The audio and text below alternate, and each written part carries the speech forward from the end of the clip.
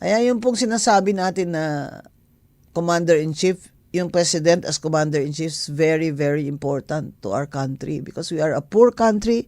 We are a small country, very hard to defend because we have what, more than how many thousands, 7,000, more than 7,300 islands.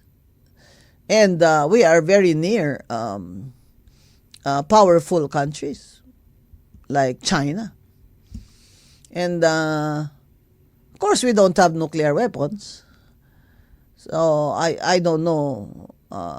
We don't have a defense system like the Iron Dome. So I don't know what strategy the armed forces is going to take.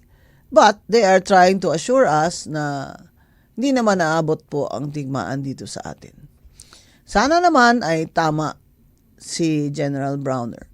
Dahil sa dami na pong nagugutom ngayon, pag nagkadigmaan pong umabot sa atin ng mga armed conflict na ito, ay lalo naman pong, ano ba yung tawag dyan sa yung, bibilihan na ng biglaan at magsastock ng pagkain, kawawa naman po mga mahihirap dyan. Wala naman silang pera para ibili ng pagkain na may imbak nila.